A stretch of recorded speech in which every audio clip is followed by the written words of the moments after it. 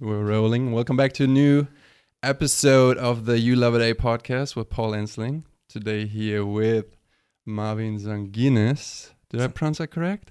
Sangines. Sangines. Oh man, the Spanish. If we're granular today, then Sangines. But Sangines. I'll take it. Sick. Cool. Marvin is the founder of notus.xyz,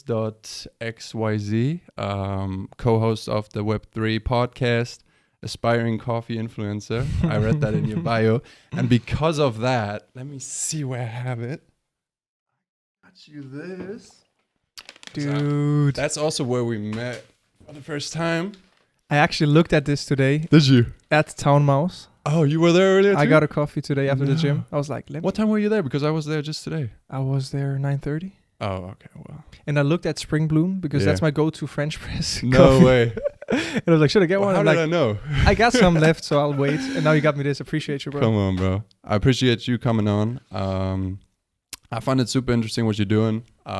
Just a quick context for the people listening. We first met, I think it was around February this year, February or March. It's been a minute, but it was actually at that cafe where I got that coffee, and you walked in. I was there with another friend. I was like, this guy looks super familiar, but I could not remember your name or whatnot, but I knew I'd seen your face on LinkedIn. You just kind of popped up out of nowhere, but I mean, you've been putting in the work on LinkedIn, so I guess that's why that happened.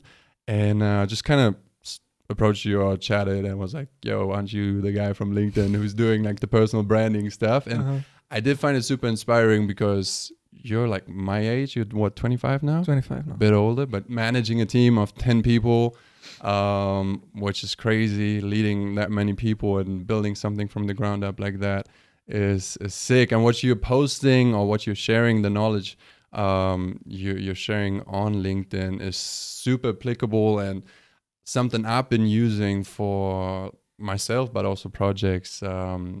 One of the guys who I had on is a good friend of mine, Helge. He just launched a new thing, and kind of with your advice for LinkedIn, I helped him restructure his LinkedIn profile. Ooh, and love that. Just today we had, because you always preach that, right? LinkedIn is your top funnel. LinkedIn is your sales page, right?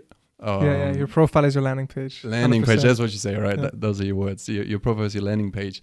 We had the first inbound guy coming in today who was connected to him a while ago already. They kind of knew each other, but through the content that we've been putting out on his profile, he reached out again and was like, oh, yo, what you've been like putting out is super sick. I've got this client who needs help, and he's kind of in the event managing or event marketing industry. So trying to put out same day social content, and he's like, oh, I love that idea. He saw some of the posts and then remembered that they actually knew each other and reached out, and they just had a talk now, and it's like, yo, this actually works, the stuff that you can we clip this for like a testimonial on my on my website? we should do that. No, but that's why I was like, we got to bring this guy on. He's got to share some of his secrets about LinkedIn, personal branding, how to build up an agency from the ground up, starting your own business. You've been super consistent about building your own personal brand, putting out content. So I figured it would be a good chat to have you on and kind of just learn from you and share with the audience what you're doing and what's going on at Notus too. Let's do it. I appreciate the invite. Cozy setting here. We got the water. We're hydrated. Got the water. Stay hydrated. That's some you were saying in your profile as well, right? Could be. Yeah. I drink a lot of water. I was talking for the for the prep. Let's touch a little bit on how you got into what you're doing now. So, again, appreciate you having you on. But give the people some context: who you are, what you do, and where you're from. So, Marvin today. Yeah, I run an agency, as you mentioned. Mm-hmm. It's a content agency, so we help startup founders, entrepreneurs, executives build their personal brands by building content systems and helping them, put out content on LinkedIn, podcasts, newsletters. Yeah. So we call it build content engines. Yeah. And then, they get to leverage their personal brands to grow their businesses. Mm-hmm. That's what, on the agency side, what I do today. And the journey here was, an interesting one because it was just an ever going, process of figuring out what to do next. And trying to figure out what I even want to do with my life. And that's also kind of like how I got into this whole game and into the agency space. And we can talk about why I'm a big proponent of, taking the agency approach. Yeah, let's talk about that. As a cash flowing business. Yeah. But I mean, for me, I guess the pivotal moment when I was like, shit, I got to leverage, social media. I got to leverage these new platforms was when I graduated high school. And I was for the first time facing, a pivotal decision in what I should do with my life. And until then, I was more so reactive. I always felt like I had potential, like I wanted to do something with my life. Yeah. I was super curious, but I never really thought about what I could do aside from just following the traditional path and, from high school, go to university. And when I graduated from high school, kind of like... When was that? Just for 2017. 2017, okay. 2017, 6 years ago. Almost. 6 years. It's mad when you think about that, eh? Yeah. Time flies. Yeah. I was like, okay, I should probably get a job for once and like get some real life experience before I go study. I need some time to figure out what to actually do. Yeah. So I applied to do jobs, got an internship at a bank, and started consulting in business Switzerland, customers. Right? In business, in Switzerland. Okay, so banking in Switzerland. Banking in Switzerland. It's a pretty big thing, yeah. Check with PostFinance. And super quickly, I realized that, okay, I'm good at talking to people. I'm good at building relationships, building rapport on these calls. And I enjoy learning about these different business customers.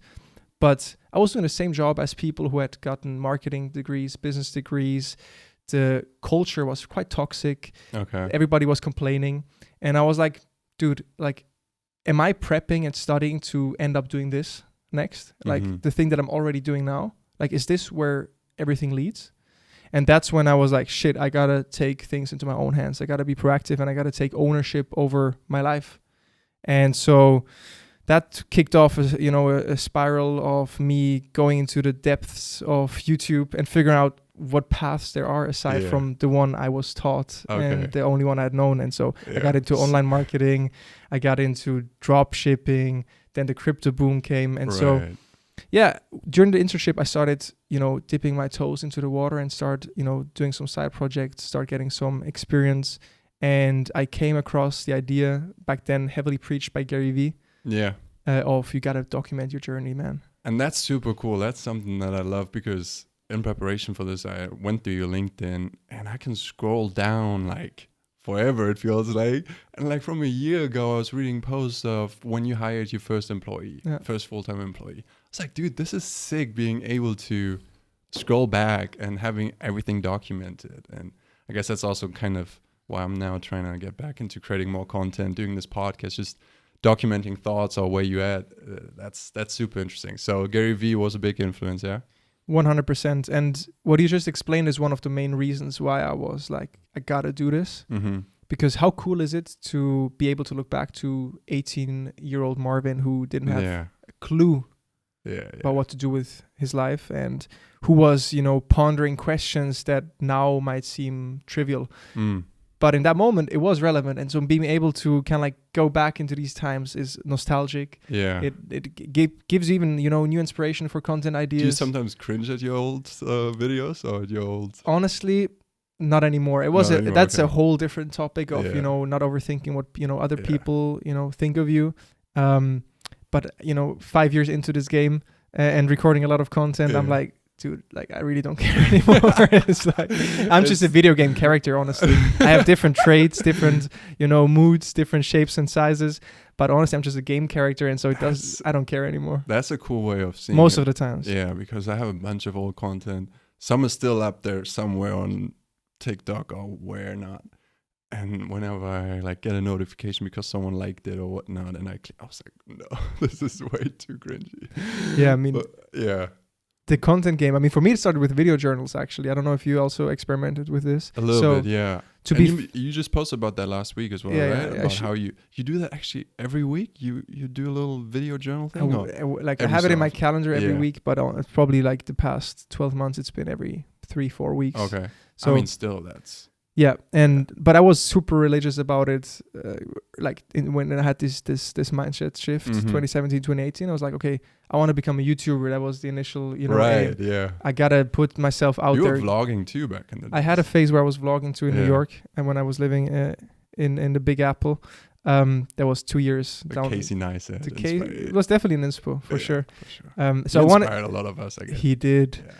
And video journaling for me was an outlet to, as you said, document the journey. To be fair, I didn't publish those. So, the cringe aspect, I still had that layer of protection. So maybe that's also encouragement for some listeners who are like, I want to get into video, but, I don't feel fully comfortable yet. Video journaling for me was wonderful to have the documentation aspect and get better at talking into the camera. That is a huge thing that even now in my job now, because from time to time we still do video pitches, right? Yeah. Where we record a little video in Loom or Vidyard or whatnot and send it out to prospects. And my colleagues would struggle for days to talk into even the small webcam of your MacBook. And I would just talk and speak. And one thing that I always remember is, I think Casey Neistat said that, just doing one takes, like whatever it takes, just do a one take. Unless you do a huge mess up, just do a one take. And then 100%. And with the video journal, you're not performing for anyone, right? You're just talking your truth and sharing what's on your mind. So there's no reason to cut anything. Yeah. So that's why, it was great practice. Yeah. Plus, it's good for your mental health, dude. You reckon, Yeah, it's like journaling, right? Every time I record a video journal, I feel better afterwards. Okay. How long are those video journals normally? I think on average around 45 minutes. 45 minutes? Yeah, but they sometimes I'm I gotta get this in, so let me do a 15 minutes, just quick catch up. Yo, fam, this is what's going on. And I'm just talking to myself, right? That is crazy. That's like Mr. Beast putting out those videos. And have you ever seen that? Yeah, when he did the pre-scheduled ones? Yeah. Like, oh, hey, this is me when I have 100,000 followers. Well, that's where you can see that he's just on a different level because he thought that shit through. Yeah. I was like, let me just do it, and record some videos. He was determined. I'm going to be, huge on YouTube. He pre-scheduled the content pieces. And I think one struggle for me was also, being a bit distracted and not 100% clear with the end goal. Mm-hmm. And thus also maybe not going all in on just one thing. Okay. But yeah, so those were the beginnings. Started video journaling, and that led me down that path. Yeah. Let's touch on that. You were saying you were a bit distracted, focusing on one thing. Would you say now you have found that one thing that you're focusing on, or that one vehicle, I guess? For sure. I mean, now Notus, the agency, is the number one priority. Mm-hmm. So even the content I put out, I'm not vlogging at the moment, even though a voice inside of me is like, dude, I would like to vlog again. Yeah. But I'm optimizing or prioritizing content that also, fuels the business. Mm-hmm. And so that is definitely my number one priority. But I've also come to learn that I guess it's a bit of my character trait that I'm, rather curious. And I, from wanting to become a DJ to a rapper to running a cafe to also being in the startup bubble, I want to do so many things. And I get, energy from so many different topics that I've kind of shifted my mindset towards just saying, okay, maybe it's also a strength and that will help me carve out my own niche. And I just got to find someone who can bring the focus and structure into, my more visionary approach, maybe to thinking. Okay. There's one book, Rocket Launch, that kind of triggered that view on, okay, maybe I'm more of that type. So I got to just find a different type who can bring in more focus. That's when you brought in your co-founder, Eva, for example, as well? That was last year. Okay. Yeah. And that helped a lot, you reckon? Yeah. 100%. She's just, okay, cool ideas. How do we get to execution? Yeah. And so that's in the context of Notus and the agency. But yeah, to answer your question, I have that priority. Yeah. I still think around a lot. I just got a DJ kit about 6 months ago. I saw you connected with the Yami guys, hey? Dude, that's a whole different story. You know what's funny? Dom, one of the DJ, right? He used to be a client of mine back in my barbering days. Yeah, I just met him last week, and he was like, Paul? And I was like, yeah, he just launched a podcast. I'm actually going to talk to him on there. And he's like, no way. I actually was a customer at his barbershop. That's crazy. Yeah, he came over here one time. I mean, he lives all the way in Spandau or what? I'm not quite sure. Anyways, came over one time and I kind of sit on the balcony after I quit working at the shop. He was like, oh, dude, you got to cut my hair again. But those guys are so good, man. Their marketing, how they are managing, their social profiles to just get people to come to their parties is insane. I have Jeffrey, the story how I met Jeffrey is part of this Yami gang family. The why am I so nice guy. Exactly. Right? Why me so nice? Yeah. For the longest time, like we were friends, that I didn't know his real name. Oh, really? You know, he's playing this personal branding game, you know, from a different angle. That's what I was saying. Yeah. And he actually started with, you know, leveraging more personal connections and building relationships offline. Like right now, he's working at Soho House. Oh, is he? And I mean, objectively That's speaking, smart. that puts him around interesting people that smart, could fuel his artist career, that could fuel the brand, the events. And so he's leveraging that. But then now they also found a format on Instagram, Reels and TikTok, where they now get even, you know, more social media so good. attention. I mean, they're generating millions of views every week. Yeah. And actually, Jeffrey ties quite nicely into, because I don't know if you know this of how I met Jeffrey, because I met him way before Berlin. Right. Super randomly. Because after the internship, I was like, what the fuck should I do, right? Yeah. Build personal brand. I'm video journaling. I did some Instagram pages. I made the first couple of Swiss francs with drop shipping. Swiss francs, yeah. Yeah, Nice. Swiss francs with drop that shipping. Stuff is inflation proof. Yeah, because maybe that's valuable, but like Yeah. my strategy was like, okay, I don't know where I want to go exactly. Yeah. I figured out that I want to do marketing.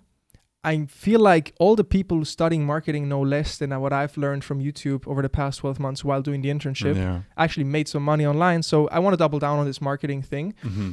But I also need more time because I'm not sold on university yet. So let me take another gap year. Yeah.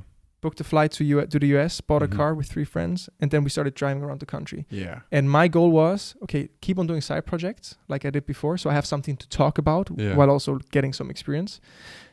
Post content and document the travels, document the journey, as we discussed, and then reach out to people who are doing shit that I find inspiring, who are just 1 or 2 steps ahead of me. Right. And that was kind of like the triad towards, you know, then making everything else possible. And that was the foundation to getting my first freelance gig, moving to New York in 2019, and all of those things.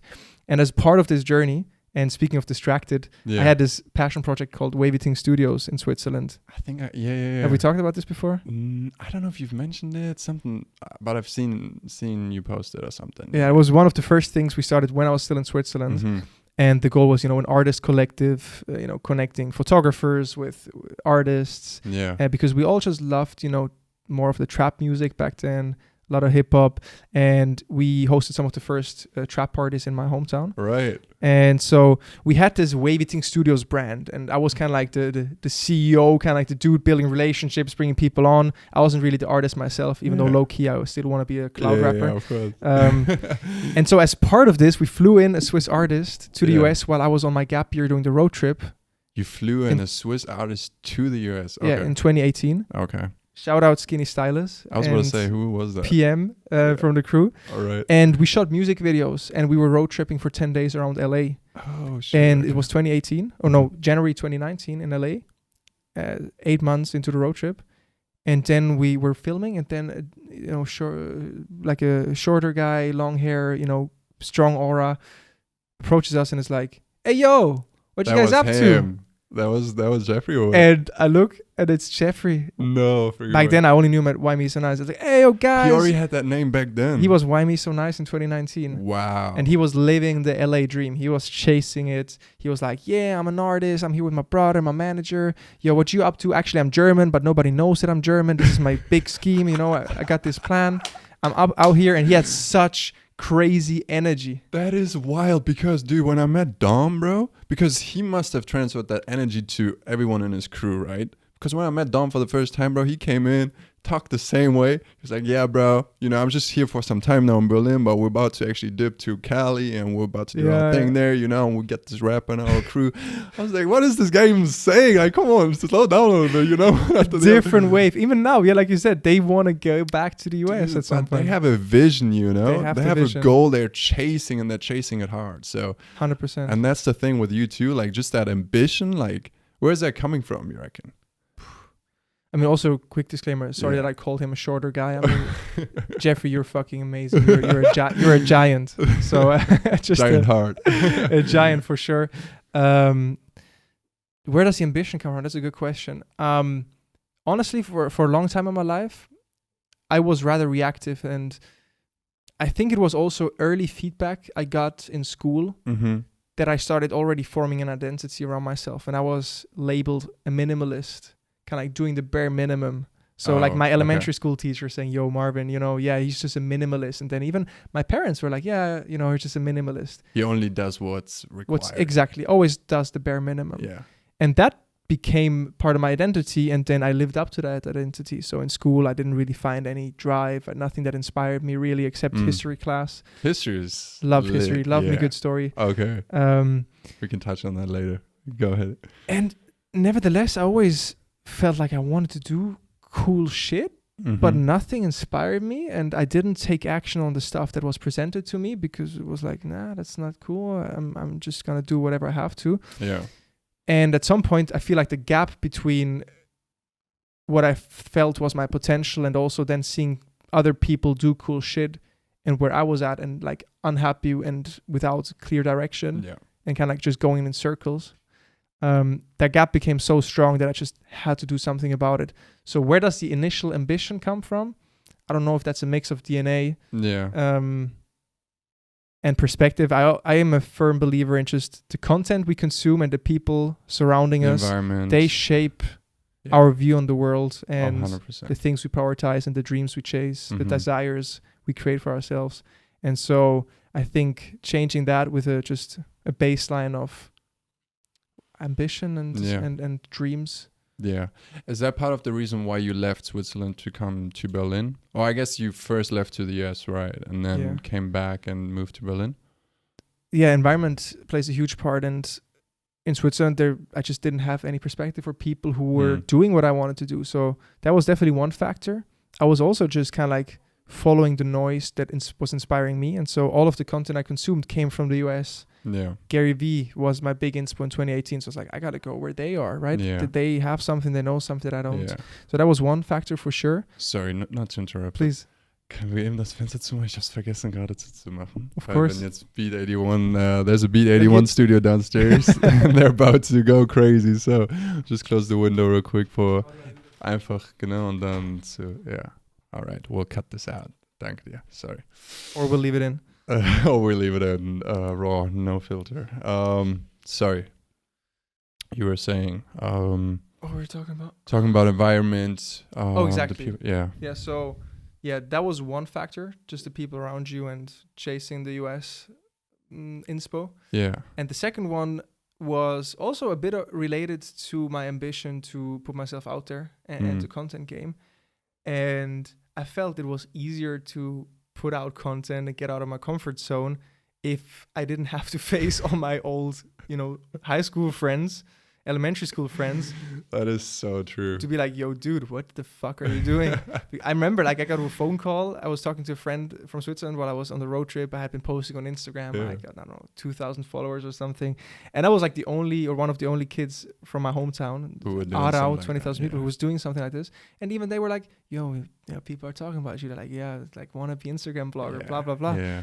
And making fun. Exactly. And that stung for a bit. Mm-hmm. But I'm not saying that if you're staying in your hometown, it's not possible. It definitely made it easier, especially because I always battled with overthinking what other people thought, right? I would say that's such a cheat code especially for guys, I reckon, for every young guy to move out of their hometown, move away into a bigger city, bigger market with more opportunities and just putting yourself out there. I think that's such a game changer. At least for me it was. 100%. Both genders, I feel like, dude, and Dudine, or whatever the female version of dude is, it is a cheat code. Yeah. It's like you can do it otherwise as well. So like if you can't leave your environments, like the content, the online communities, like there's always a way. That's super important to realize. But if you can break out of your environments, it also is a cheat code to break your old character. Like if you think of yourself as a video game character that can change, that can adapt, that has certain traits, level up, then you can start associating your character and identity in a new environment with new traits. And so, even like, changing the setup in your room can make it easier to form a new habit because then you associate 100%. That habit with that environment. Yeah, what does John Peterson always say? If your room's messy, then how are you going to change the world or clean something like room, that, right? Just clean your room. It does look. I did clean it up a little bit before you got here. It's alright. It's alright. I'm not the 100% tidiest, so it'll pass. But one thing I'm interested in though, because you were saying, how long did you travel around the US?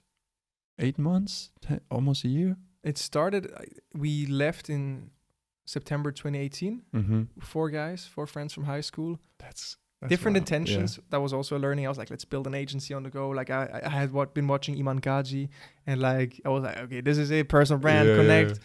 And what do you think of that guy today? Because I did buy that course back in the days. Yeah, I back then I cracked the course. Not Oh, proud of did it, you? but Yeah, I you got didn't this. pay for it. I paid $100 and I got access to all the courses. So I Yeah. did Sam Ovens, Iman. I should have done that. Actually, saved me some money. I appreciate Iman for his perspective on business and you know, building cash flow businesses, Mhm. especially. And so like he planted the seed that it makes so much sense to start with an agency, Yeah. because you just get one client, get him to pay 1K, 2K, 3K, 4K, and then you got to fulfill the service, and then you can scale without needing any external capital, and by focusing on solving problems that align with your current skill match. Yeah. And so 100% appreciated for them for that. These days, he has many of the attributes or that I also appreciate, like the aesthetics, The aesthetics, bro. That clean. yeah, the old money. Yeah, vibes. exactly. Old money vibe. He takes it like the thing is Takes with it to a him. different level. The energy I get is a bit unrelatable because he gives me that I'm a elite school Yeah. kid who was raised in Lugano at the lake, and no front, but that's kind of like the energy I'm getting. So it feels a bit like a elite closed circle, and I feel like he spreads that vibe. I watched some Q&As from his calls, so sometimes he has a little bit of that arrogant flavor to him, and I prefer the more humble, you know, speak your truth approach. Yeah. But if I focus on the things that I appreciate, then there's a lot. And he did the same thing you're doing, right?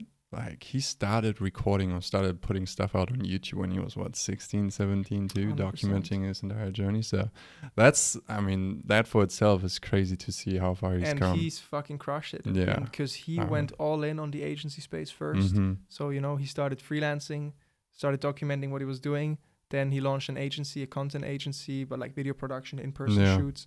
We can talk about agency models or offers. Please, yeah. But then he transitioned into Facebook ads and kind of like refining his offer, making it more scalable, making it higher ticket. But then, you know, instead of scaling the agency, he was like, okay, I made some money with the agency. Now I'm going to make money teaching other people how to run an agency. Yeah. And then once he did that, he was like, now I'm going to build software for other people to run their agency who are learning how to run an agency with my course. So he kind of like, you know, started solving problems and Just productizing different and productizing. leverage factors and scaling. And now he's reaching pop culture. Like now he's blowing up on YouTube, doubling down on that, and has a powerful network and reputation. And you can see with him how that shit compounds. Yeah. And 100%. it really does. It's an infinite game, and it keeps on compounding. Yeah. Let's talk a little bit about the agency model, though. And because you're saying just get that first client, but for a lot of people, it's probably like, how do I get that first client, right? For people just starting out, what would you say? I mean, I can talk about my own experience. Yeah. How did you get your first freelance job? So what I started doing is I did side projects. So I started building Instagram pages and growing that. I was a crypto page back then. It was called Crypto-Go. We did coin analysis and charts. Okay. And we launched a Telegram chat, and we got like 6,000 followers in like a couple of months. We got about 500, 700 people in the Telegram chat. And we tasted blood of what it takes to build an audience. It was me and a friend. And also forced me to learn copywriting and figuring out those things and how to grow on Instagram.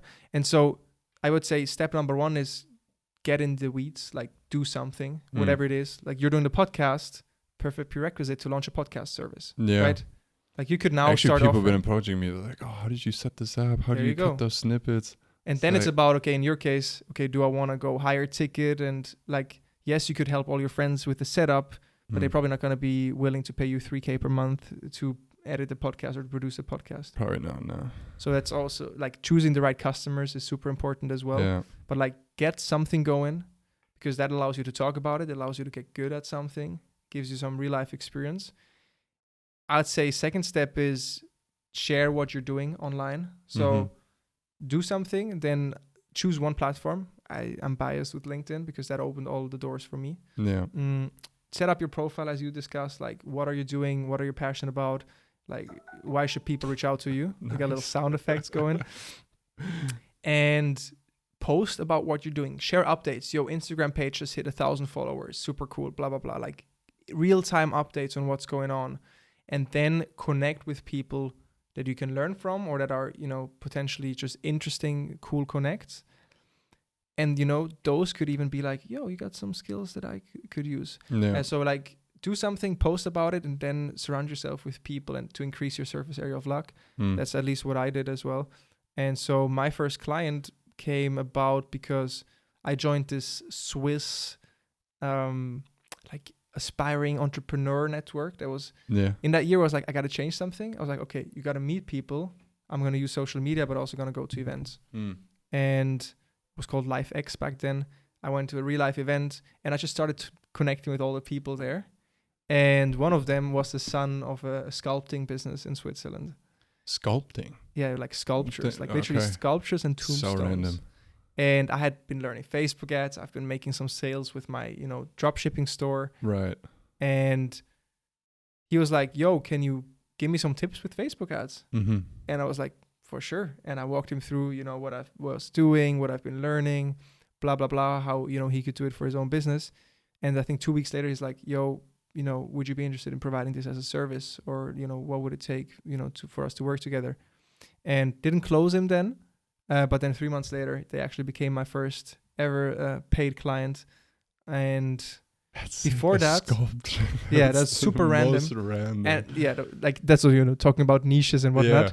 What I did simultaneously, because that was a long sales cycle. The first time I met him was 12 months before I actually, got him as a client. So all these connections, all these relationships, all the people that see your content, these are all now, micro relationships that can turn into opportunities at some point and in different types of opportunities. Maybe a future landlord. I got both my apartments because of people I met through LinkedIn. So that's a leverage point that could be unexpected. Employees, spouses, or clients. And so you can't really anticipate. You never know who's listening, right? You never know who's listening, and that shit compounds. Yeah. So that's for sure one vehicle. What I also did was I just did some work for free, honestly. Many people say don't do stuff for free. No. At least I feel like that's common advice. I feel like if you have nothing to do, man, just get that case study, get that testimonial, get your hands dirty, learn about their problems, just do something. And fail a couple times. Yeah, and so when I was in California, so you asked about the length of the road trip. It was 4 months of a road trip. Sorry, we completely... Yeah, I guess that's the magic of it as well. 4 months of road trip. Ended up in Cali. Extended for 3 more months. Mm-hmm.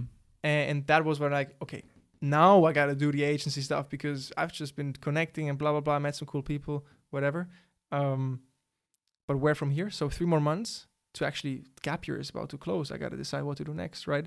And so that's when, we incorporated an LLC in the US. Presma Media was what it called because it was the first name. What was it called? Presma. Because it was my friend Prizzy and Marvin. So Presma. I think the LLC still exists. All right. And then I started just reaching out to people, and I did 2 free consultations where I gave a workshop to a co-working space and a cafe, and they got a lot of value from it. And I really enjoyed the process of walking them through and brainstorming how they can use Facebook ads to get more customers and grow the brand, blah, blah, blah. And that for me was like, oh shit, marketing consulting. That's kind of like, that's my spiel. I like this. Yeah. And so I did that. I had something now to talk about again, right? The next person I talked to, I could say, I gave a workshop to this cafe. I gave a workshop to this co-working space. I also did this Instagram social page, the drop shipping store. I have stuff to talk about just because I was doing shit before. And back then I just was living off of my savings from the internship. Okay, I was going to ask, yeah. So our go-to meal on the road trip was instant ramen, and sometimes we got some canned chicken with it from Costco. Ugh, yuck. We loved it. We were looking forward to these meals, but we were also, But you were living out of the car or out of the van? A mix. It was motels, and I think most of the times we slept in motels, kind of like same day divided by 4, so it was like $10 to $20 per night. Oh, that's not too bad. So it wasn't too bad. Yeah. And so those experiments were the foundation for me to actually be able to close a client. Mm-hmm. And maybe another random anecdote here to close the loop, and then we can go back to agency and talk if you want to, is as these 3 months in Cali were about to end and my gap year was also about to end, I had posted my first video on LinkedIn saying, yo, LinkedIn, I had just done these 2 consultations and I met up this guy, he's called Brian Schulman, such a legend, such a character, who was like very active. LinkedIn was so fresh back then. You could post and you get thousands of views with nothing. Really? And it was a very close, condensed circle. Community, and he was like, yo, we got to do LinkedIn video. And so I put up the camera and I had like 50 takes where I just tried to say, hi, LinkedIn, I'm an aspiring marketing consultant and I want to document my journey. Thank you to these guys for inspiring me. That was literally the video. Yeah. And the profile was optimized to say Facebook ads and blah, blah, blah. So I already had that a little bit set up. I posted the video eventually in March 2019, right before I was about to go back to Switzerland. And it got like 20,000 views in no time. Wow. And like people approached me like, can you run Facebook ads for us? What would you do here? And one guy... Just by that one video you put out one there. video. You didn't put any ads on it at all. Zero. Organically. It was just organic reach on LinkedIn. That's unheard of now, eh? I mean, it can happen, I guess, but... It's still for sure. I mean, yeah. I had way more high-performing posts since then, but the power of video was way stronger then. Like LinkedIn really wanted to push video back then. Now so it doesn't as much anymore, hey? Not as much. It can. I mean, the content game definitely got more difficult overall. Just like you got all the Twitter folks on LinkedIn now as well. And people just repurpose stuff. You got people who just put on TikTok. So it's way more saturated and people are like, more people are fighting for, the customer's attention, if you will. Back then, it was definitely a magical time. One regret or one learning is I didn't double down enough. So I was minimalistic even with my LinkedIn back then. If I posted 5 times per week since then, what could have been, doesn't matter. We accepted, we learned from it. Yeah. But one guy specifically, Gadghzi, he was just starting to build this company called Best Smile with some people in Switzerland. Long story short, Best Smile was an Invisalign. I was about to say, I think I've heard about it. Could be. They sold to Migros, huge company in Switzerland, huge exit. They since now, kind of like finesse the retail health game. I got a job offer from him to lead the paid media department with 0 job experience because he had seen the video. He had felt like I had ambition, like I wanted to do something. And he felt like I understood kind of like the content and branding game because I put myself out there. So those were some very quick wins. But I didn't take the job because one of the people I connected with... could have gotten like shares and whatnot, eh? I probably would have or had to earn those, but yeah, maybe 100, yeah. But one of the people I had met on the road trip, because like I'm saying, like this shit, maybe it's confusing even to listen to, but this all is like a big spider web of relationships and opportunities and touch points and things going on and things in motion. And ultimately what you're doing is you're increasing your surface area of luck, right? That's a really cool term. Repeat that again. Surface area of luck. Your surface area of luck. Like think of, this. Yeah. This is how much luck. This is the surface area of luck that you're exposing yourself to. Naval talks about that, eh? Yeah, he has the 4 levels of luck that he talks about. Blind luck. Yeah. And then luck that you're prepared for, luck that you kind of like attract, and then luck that really finds you. And I would recommend to just read up on the 4 levels of luck that Naval explains. But basically, the ultimate level of luck is that they find a treasure on the bottom of the sea and they need the best scuba diver. And if you're a scuba diver, you want to be that person, right? So they come with a treasure to you and you get, half of the treasure because you are known as the best one. So luck really finds you, right? And so in putting out content, you're increasing that surface area of luck. I like that. And you become known for different things. People start associating you with, you mentioned like aspiring coffee influencer. Does that add any value? Not necessarily for, potential personal branding clients, or content agency clients. But if you were thinking about cafe openings or doing stuff there or giving me a gift, I got some free coffee. So ultimately, increasing the surface area of luck can happen in so many different ways. Yeah. And as I mentioned, what I was doing is I was doing side projects. I was posting content. I had positioned my profiles to reflect what I was doing at that moment and talk about my vision and my ambitions. And I proactively reached out to people who were doing what I wanted to do. And one of these people was an employee of GaryVee, Calvin Hamilton. Yeah. And he had been working on Team GaryVee at that time. Wow. He was living in New York, and I shot him a DM because some other person said, you got to message him. DM'd him, yeah. I was DMing everyone. We were driving from, I don't know where it was, Atlanta to New York or something. And I was like, okay, we got to meet some people in New York now. And he was one of those, and he offered to get a coffee together. We had a 30-minute chat. I was, fucking buzzed from the convo. I talked to someone working for GaryVee. I was so close. Wow. Why I mentioned this now is that right before going back to Switzerland, my family wanted to visit me in the US, maybe also to ensure that I actually come back. Yeah. And so I told them, let's go to New York instead of visiting me in LA. So we met up in New York, and I was like, let me go a week before my family comes. I reached out to Calvin and some of the other people that I had met in New York. It was like, you can crash at my place. Right. And I crashed at his place. And you never met the guy before? You never talked to him? Once. We got a 30-minute coffee on the road trip. That was, okay. Yeah, the first time in New York. And he was like, yeah, I'm quitting my job at Gary. I've been there for 2 years. I want to start my own agency. I was like, dude, like I'm trying to freelance. I don't really know what to do next. And maybe Switzerland, maybe not. I really want to just learn and get my hands dirty. He's like, you've been doing some Facebook ad stuff and you seem to get it. Like, it's very hard to find people like this. Don't you just want to move to New York and work with me? Wow, yeah. And so that's why I declined Best Smile and those things. Because fuck it. I was already determined to maybe spend my whole 20s in the US. So I just... Because you have a US passport as well? I do. Okay. Yeah. I mean, that's the huge advantage as well, or privilege, I guess, in a way. Because I was wondering, how did this guy road trip through the US for so long without ever having any visa issues or having to get a green card or whatnot? But that is cool. I mean... Yeah. Clarify, my dad is Bolivian, but he grew up in the US. So I have Bolivian blood, but US citizenship. And you have the US and the Swiss passport. Yeah. Wow, those are probably two of the most powerful ones, eh? At least the reputation. Yeah. Although, the US is a bit complicated with double taxation, but we don't have to get into that. Oh, do you have to pay? Yeah, well, I have to fill out 3 tax returns for 3 different countries now, Switzerland, Germany, and the US. But no complaints. Like it made everything else possible. So it's actually fun to learn about the intricacies of international taxes, but it's also a bit of a headache and expensive. Interesting. But do you have any issues staying in Germany then, or running your business out of Germany? No. The business setup is a different structure once again. Yeah. Like we got the holdco in Switzerland.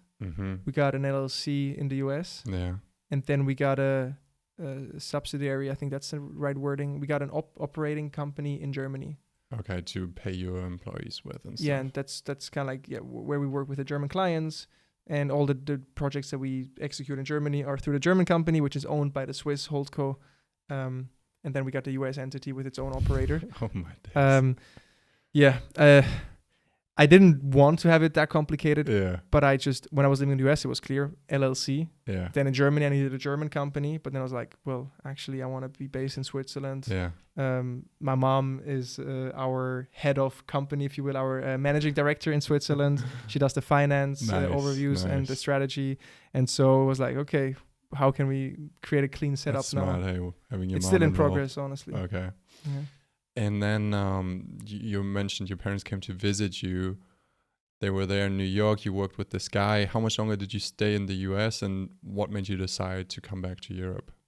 Yeah, I returned so it was September 2018. I went on a road trip. Then April 2019, I had been 8 months into this journey.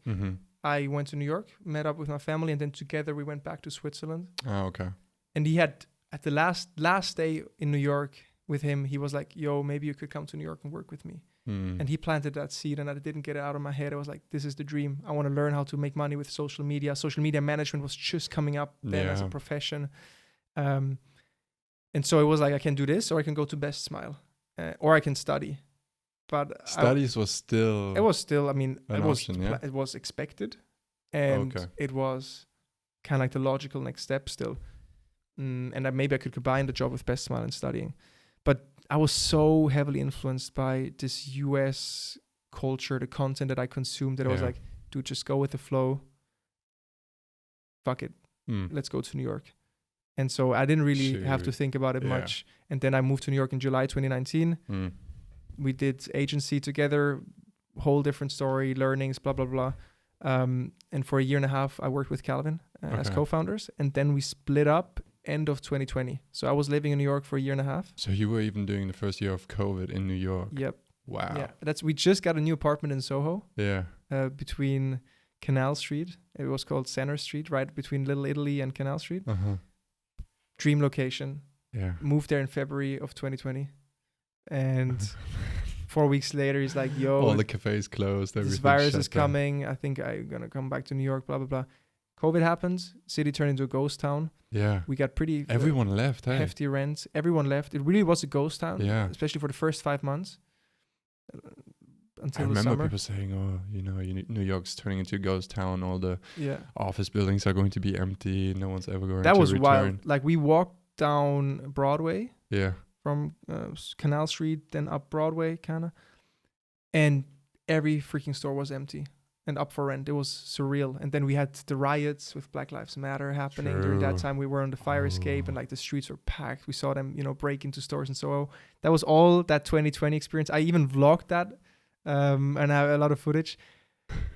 But honestly, like That's history, bro. that's history, and I loved the experience. Yeah. Like obviously, what would have been if there was no COVID and New York wasn't dead, but I loved it nevertheless. And for Yeah. me, just going for walks and like looking at these big banner ads, Mm-hmm. that for me was the most magical part of it all, really.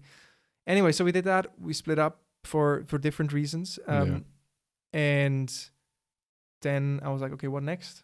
Long story short, some friends who I had met through LinkedIn, because I was still talking to people online, Yeah. increasing my surface area of luck, building relationships.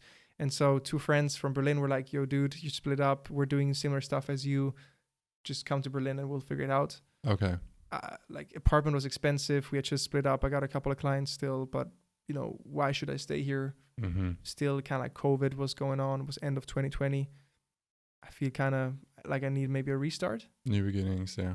And so I was like, okay, let me go to Berlin. And then these guys convinced me to join the company. Yeah. Did that for 8 months and realized I got to do my own thing. Right. And the vision for what I wanted to do with my agency and beyond was far from concluded. So then 2021 is when I joined them. And then in September of 2021 already, I decided to leave Mm-hmm. and restart the agency that is Notus today. Right. And I had been in Berlin and I had fallen in love with the city. So Yeah. I was like, bro, Berlin is like if Zurich and New York, had a child. you could Really? say, or like a mix, because it has that. I've never been to Zurich. It's nice. Yeah. There's the Kudamm, vibes, which Yeah. is not necessarily the nicest, but there's some very nice areas. Okay. I think I said nice like 4 times in the Yeah. last 2 sentences. There you go for a vocabulary. Yeah. But no, it's familiar, like Zurich, closer to family. Mm-hmm. It feels approachable. Like Yeah. you can reach out to people. I quickly got a grasp of what's going on. Whereas New York, maybe a little more detached, a little more jungly, Individualistic. but it attracts people. People go there to chase their dreams. You have different niches going. Yes, it's finance heavy, but you got creators, you got artists going after it. Actors. And Berlin has the yeah. same flavor. Mm. So Berlin is like the village version of New York a little bit in my mind. Okay. And so I just fell in love with the city. I got a very good, friend circle that felt like, this is my home, this is my place to be. I then got into a relationship as well. So all factors that made it a no-brainer to just stay here and once again go with the flow. Everything I did, I always went with the flow. Yeah. And will I be in Berlin a year from now? Who knows if it Mhm. makes sense. But honestly, I just want to stay location independent. That's the main priority. Yeah. Being locationally detached from one place. Yeah. How'd you meet your girl? Tinder. Tinder. Also my first girlfriend ever. Like I Oh, never right. committed to a proper relationship. Yeah. She's the first one. Yeah, we met on Tinder originally. And how long have you guys been together? We've been dating since September 21. Oh wow. September So 21. almost 2 years now. And I think we called it a relationship officially in January of 2022. Okay. So soon to be 2 years of dating. Mm-hmm. Yeah. That's Fun. exciting. Yeah. And you guys were just together in Italy for a couple of weeks. 2 weeks of road trip. Yeah. Yeah. That was awesome. Right, man. Nah, you touched a lot. It makes a lot of sense. I do love Berlin too. For the people Yeah. here, for the vibe of the city. You have so many different opportunities, and you can dive so deep into the startup world, into well, like the business career type of things. You have all those options here. But then if you're very much into arts, fashion, music, dancing, clubbing, whatnot, you can really just explore yourself here or find yourself in a way. And that's again coming back to the point. Just move into a bigger city. If you're from a small town, I'm from a fairly small city. Moving to Sydney first and then coming here to Berlin has changed me so much. Just by the people that I'm able to surround myself with, the rooms I can have access to, or just different opportunities I can have here that I would never have if I would have stayed, you know, in that small town vibes. It's interesting also with Berlin, how when you talk to people on, you know, do you like Berlin or not? You get such different answers and such different perspectives on the city, because it really is what you make of it, right? You have people living in Neukölln or Kreuzberg, and even no shade of those areas, beautiful areas. Yeah. Who, you know, their friend circles and what they do is more so, you know, you work at a bar and then you go clubbing and raving in the evening. And so for them, Berlin is this intense nightlife driven place where every day you can go, you know, rave and lots of drugs and all of that. You have the Mitte Coke gang, you know, going to Odessa, maybe now it's Georgia bar, and you know they have their own vibe, and also a lot of nightlife, a lot of excess consumption, and then you got the mindful people. So it's really what you make of it, and so it's so fun to talk to people and how they perceive it. And like, I hate Berlin, disgusting, ugly, blah blah blah. I'm like, have you spent a day just strolling around Prenzlauer Berg, getting some coffee from Town Mouse, shout out, or Kafelix, Zacharias? Shoot, we're leaking all the locations where. Shit, yeah, we gotta be careful. Maybe we'll make our own locations. That's hey. We did talk about that a while ago. Is that still in the plans, or can you talk about that? I mean, I guess I can manifest it. It's definitely a dream. Content cafe. The cafe is definitely a dream I'm manifesting. Maybe we'll be vague with the concept for now, but I wanna, like always with business and what I'm doing, I kind of just wanna scratch my own itch and solve my own problems. Mm-hmm. And if it solves my problems, probably will also solve other people's problems. And so that's kind of like the approach it took naturally.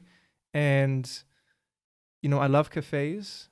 I love working remotely, but I also love having a space to work from, and I love creating content. So how can we combine that into an experience that, you know, could manifest itself into a place where you can get good ass coffee, do quality work, have quality conversations, and also create some quality content. So that's the vision. That would be it. We're looking for locations at the moment, and then I mean it's also, you know, cash intensive, and gastro in it is a whole different beast. Yeah. But we got some cool partners, one of which that I'm meeting for dinner after this. Oh, really? Okay. Yeah, shout out Kapwin, the pizzeria. Okay. And so we'll see, figuring it out. But that's definitely, you know, a thing that I want to make happen. That, because that sounds like the place to be. It's gonna be. Yeah. Keep it in this kiez here, in this area. That it has to be. It has to be Mitte Prenzlauer Berg. It has to be walking distance from kind of like Rosenthaler Platz to Eberswalder to maybe, you know, Gipsdreieck Linienstraße. Mm-hmm. Okay. Interesting, bro. A lot of cool things here.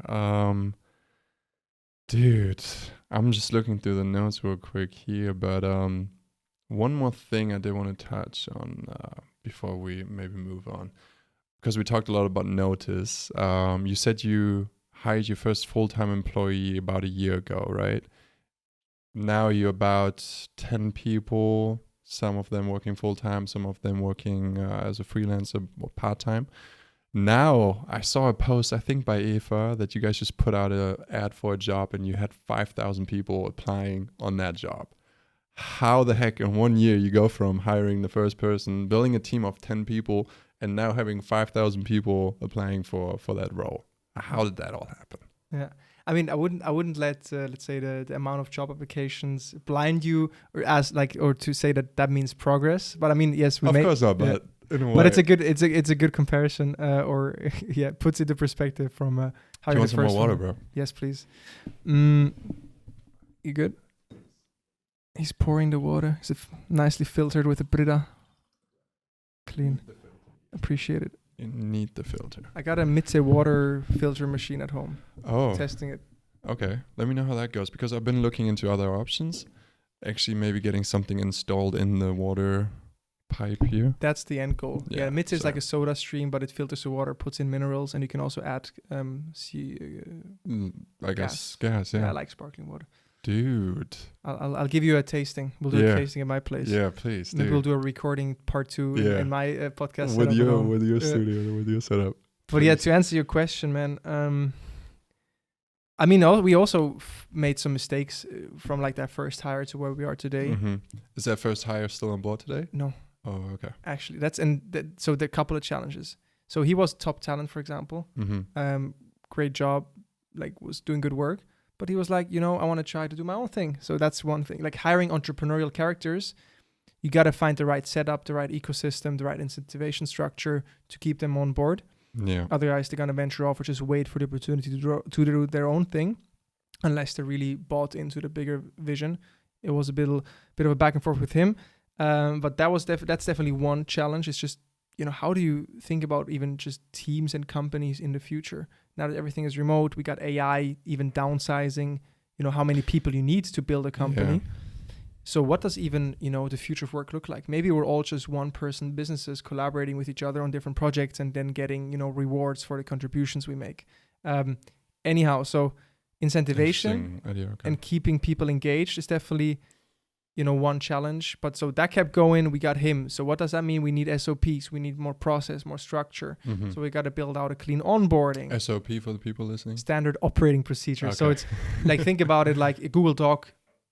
Click this button, then do this, then do that. And then you maybe have a Loom. That's a tool we use to record screen videos where you walk through trainings, what they have to do. Exactly. So it's just outlining what they have to do, when a new project comes in. In our case, we're in the service business. We have to do work for our clients. And so, there's certain activities that we do over and over again. So hiring that first person forced me to start thinking more in systems and processes. Systemize, yeah. And so creating what to do, checklists, all of those things. And then just as I put out more content, as we got more customers, that's the agency game, right? It's really just supply and demand and balancing how many customers you have, how much revenue you're making for those customers, and then figuring out how many people you need to fulfill that service while keeping a margin for yourself, right? Mm-hmm. That's the agency business model, which makes it super easy to start, super hard to scale. I was going to say, because if you fulfill the service yourself, I mean, that's 100% margin depending on how much you pay for tools and how high you value your time, right? That, I guess, that is, let's talk about that. Hourly rate? That's a good question. I mean, Naval, in his book, Naval's Almanac, highly recommend. Oh, you read the book, yeah? I've many only been listening to it. Read it like 3 times and then listened to the audiobook twice and his podcast that says the same thing. Listen to the podcast, but He introduces the concept of giving yourself 5,000 an hourly rate. He chose the amount of 5,000. Yeah. What does that do, right? Let's say your sounds recorder, your soundboard is broken and you got to get it fixed. Yeah. Now, how long would it take you to take this to a store, talk to the people, drive there, go back, wait a couple of weeks, go back? So that maybe is a time invest of 2 hours. Yeah. And so with that mindset, would be 10,000. If depending on the hourly rate you give yourself, right, be use a big enough number that it feels like it's too much. Mm-hmm. I mean, but be what realistic. would you say yours is at right now? If you want to. Yeah. I mean, it's tough to say. The last, like I sold coaching calls for $250 per call. Oh right. 250. So far from the 5K. I think it was 60 minutes. 60-minute slots. So that's the baseline, right? Yeah. That's where if somebody's like, okay, damn guys, book an hour. We brought this guy on. Now, as we grow, like I want to instill the mindset that it's worth more. Let's say, okay, the goal should be $1,000 per hour, and keep going from there. I try to avoid when it comes to agency, right, not to price anything on an hourly rate. Mm-hmm. But I actually should remind myself more often of, is it worth spending my time on this? It's the same with a cleaning lady, right? That's what I was going to ask. Do you then do your chores at the house, go out to get groceries yourself, or do you use HelloFresh or something like that? That's a good question. Do you clean your apartment yourself or, those things? Yeah. So exactly with that framework, like what do you actually do yourself and then why? So you mean, cleaning might not be high return that it yields, when you compare it with your hourly rate. You would rather get a cleaning lady, but maybe it's super meditative and you enjoy the process, right? So actually got a cleaning lady coming in once a month-ish. Okay. Just to deep clean the place and then... Just deep clean, exactly. I should do that. I have Edeka 1 minute across the street and I actually enjoy going into this grocery store, skimming through, what's going on. It is a reason for me to leave the apartment and get a break, go for a walk. So, in that regard, groceries I get myself, I got a cleaning lady. And then, I mean, I always try to optimize for convenience these days. Got a water machine to not have to buy water all the time.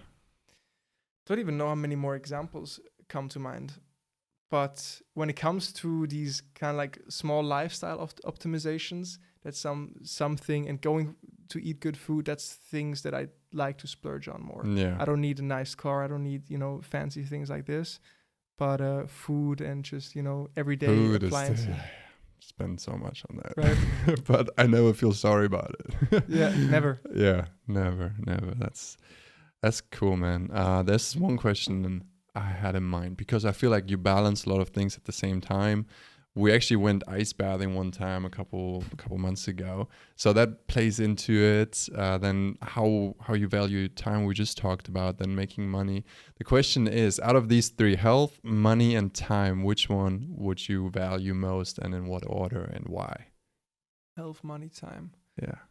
I mean, without health, nothing else is possible, right? Yeah. Like, so if I'm sick and I'll die in a week, then everything else doesn't matter, right? So you always have to get your health in check first. Otherwise, the other stuff, doesn't really matter. So I'd say health has to be number one because of that reason. And then you said time versus money. Yeah. I mean, big picture, I want to have empty days. Mm-hmm. And for that to be possible and maintain location freedom, I need a level of money to sustain myself. Yeah. So I would probably, if I had to rank it in orders and not get too philosophical and talk for 10 minutes just about this, I would probably say health, money, time. Okay. But I also don't want to trade health, time money, for time. money. Interesting. So time at the bottom. Health over everything. Everything else doesn't matter. But what if you don't have time to take care of your health? Well, if I'm putting health first, then I assume that it's good, right? Like now we're getting into just the playfulness of ordering things. Yeah. So obviously all three of them matter. Yeah. I'm not chasing the money for the money's sake. Okay. But I want to be location independent, and I want to be able to free up time. And for that, I need some resources. I need a team, and I need, money. At least in this system right now. Maybe with AI taking over, there's not much more economic activity for us humans. So maybe then it'll actually be fully just, health and time, and money doesn't even matter anymore. But in the current system we're in, I'd say if I'm spending my time to make money on things that I'm actually interested in with people that give me energy, then that's cool. And I don't need, 40 hours of downtime right now this week, and actually, working on shit that actually also provides value and thus gives me money or makes me money, is time well spent. Okay.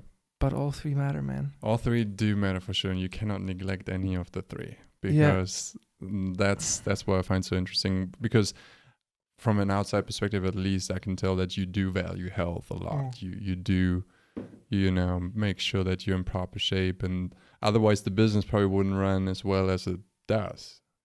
Yeah, and I would just feel shitty every day and think, what am I doing this for? I'm not trying to optimize my life for a delayed moment in time. Right? I want to feel good now, and that will also produce better outcomes. Yeah, interesting enough. You do want to enjoy life now, yet you're building for something greater. You just mentioned having empty calendar. What then would kind of be not the end goal, but like the bigger picture, something you're building towards, or the overall goal you're striving and, going towards? I think one thing that I'm realizing is, and also something that Naval talks a lot about, is that, life and work and how we spend our time isn't just, a straight line, and it's always consistent, the same thing. And he compares the way we do work with comparing cows with lions. What do cows do all day? They eat grass, they shit, and that's their life. It's cozy, it's fine, but that's what cows do. Yeah. And it's the same shit every day. What do lions do? They look for their prey. They go for it, they rush in, they kill, they eat, they get the energy they need, and then they rest. Yeah. So sprint and rest. And so that's how I'm also thinking about how I navigate, life and building building up leverage in monetary ways, relationship ways, whatever it is by sprinting when appropriate, seeing an opportunity, seizing it, working hard, going for it, but then also allowing time to rest, to tinker around, to create space for me to come up with new ideas and draw new inspiration. And so right now I'm in sprint mode. Yeah. I see how I can, build up an agency that generates cash flow and can operate independently from me. I see how I can, build a community and a course, a digital product that can also scale better than an agency. So a different business model now, selling more information and community rather than service. And then, I see the opportunity for then, the next step, maybe doing software or cafes. So there's many things I want to do. One thing at a time, sprint and rest, figure out the next step. And so when I think about the future, and to answer your question with a bigger picture, I think I want to, like you said, have empty days, have times where I got to go in somewhere, fix a problem, have people I can trust to run shit together. And personally, probably just go for walks, ride, record videos, meet people, eat good food. But also I just get energy by trying to, influence to a degree what's happening or have an impact or be at the cutting edge of what's happening. So I want to know what's going on. I want to know what they're discussing in these, dark rooms in the back. Like I'm too curious to stop that. And so I feel like it's hard for me to just ever say, I just sit. But then again, I do love not doing anything. So it's kind of like also balancing desires and ambition with just awareness and happiness in the present moment. Yeah. And now, my girlfriend is heavy into spirituality at the moment. So we talk a lot about this manifestation versus, the foundation is just be happy now. And yes, you can choose your desires wisely. But desires can also be, a contract to be unhappy until you get what you want. And so in that way, Yeah. Interesting. I derailed a bit, but bigger picture, have a lot of time, have a lot of leverage, not worry about money. Be healthy, have good relationships, being able and to just travel. follow my curiosity, man. Maybe I'll be, serving in a restaurant, and because I just enjoy meeting all these people in the local town when I'm 60, who knows? Yeah. But I just don't want to be forced into doing something. Being able to escape 9 to 5, of course, but There's do you know After the Party, the artist? No, so fucking underrated. No, who's that? He also doesn't promote himself well. Okay. It's kind of like this mellow, dark, night R&B type music. Just great. If you know. But he has this line in a great song of his. I think it's called "Taking a Number."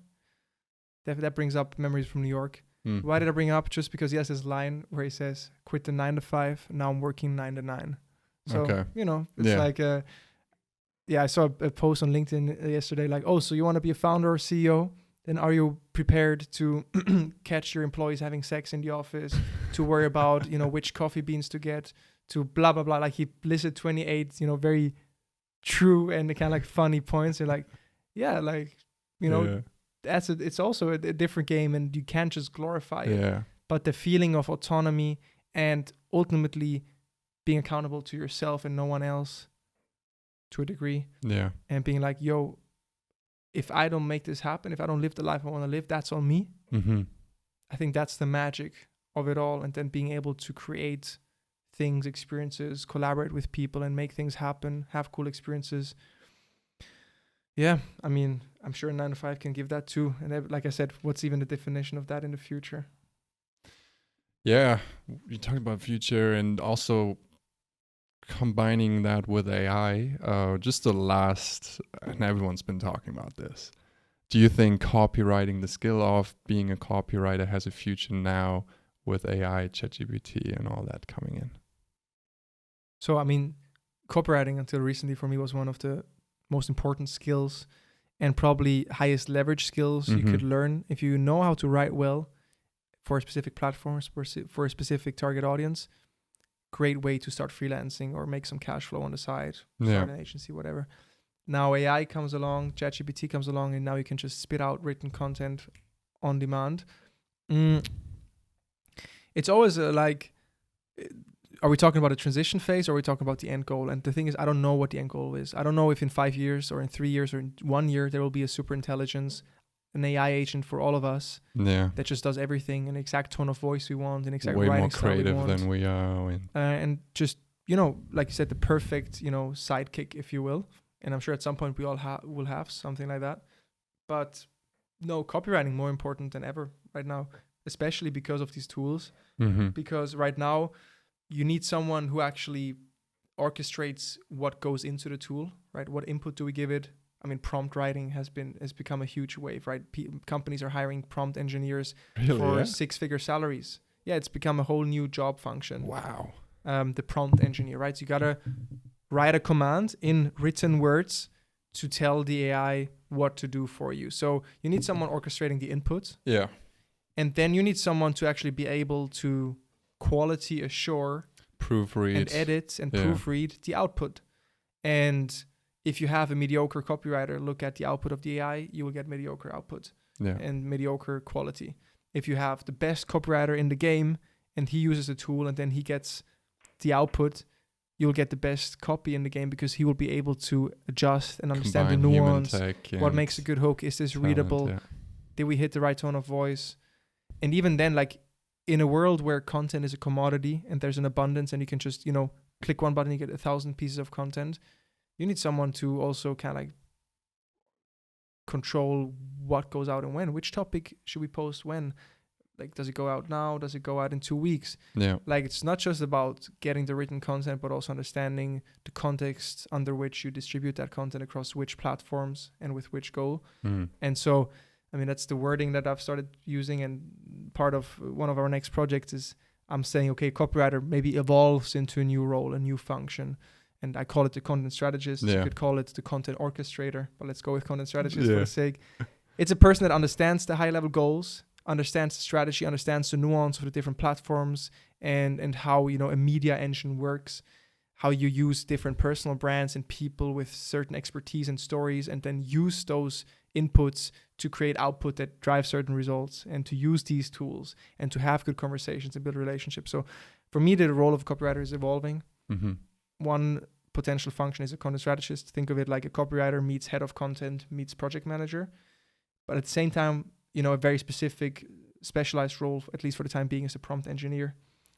But so I'd say no, super important. And I'm still always looking for fantastic copywriters who get it. And it's tough to find, especially to get the overall strategy. And not just, okay, I wrote a post, check, I'm good. No, that isn't enough anymore. It's a world now in which generalists might thrive a bit more than specialists. For example, when it comes to content creation, because the specialist tasks, the very specific depth, centric tasks, that's the stuff that AI can replace because it's very specific. The things that require more broader understanding and combining different things and the more generalistic tasks and responsibilities, those are probably the ones that will thrive a bit more in these times. Okay.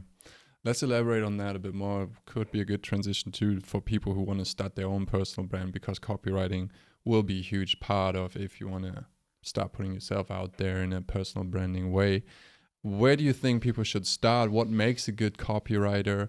And what would you tell people who are just at the very beginning of building their personal brand? I'd say start with reflection, regular reflection.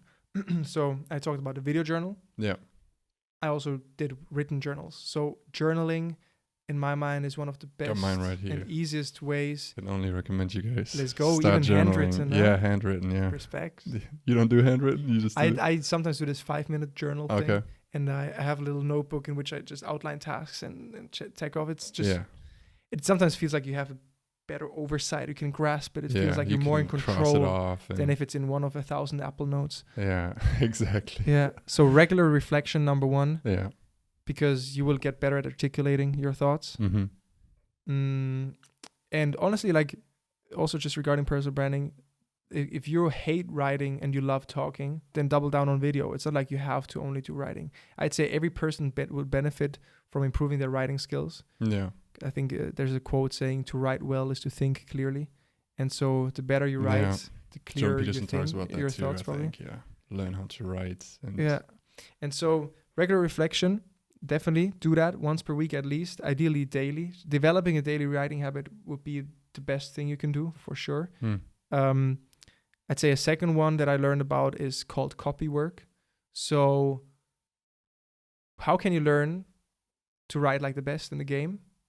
By copying and writing out what the best in the game wrote. Yeah. So it's called copy work, this approach.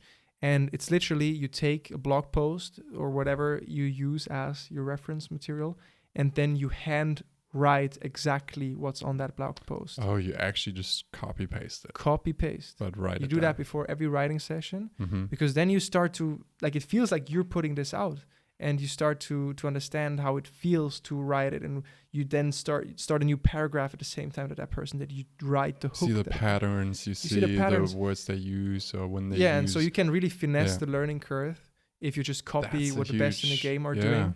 And it's a tangible one. Like if you want to write something and you're in the writer's block, just copy what someone else is doing. You're already getting in the writing flow now, and it probably will make it easier to get into the other stuff. And it's really a muscle that you have to train. And so I'd say second one is copy work. I think one great blog post to copy is The Day I Became a Better Writer, I think is what it's called. Great one. Just read it. Who's that by? I don't know, but it's a Okay. viral blog post. Okay. That it's a one-pager written very well that explains how to write well by also implementing the advice while explaining the advice. So it's a good one to copy. I really love Sam Parr's writing, the founder of The Hustle. Co-host of one of my favorite podcasts, My First Million. My First Million. I was going to ask you for podcast recommendations too. Okay, that one. Yeah, got ahead of myself there.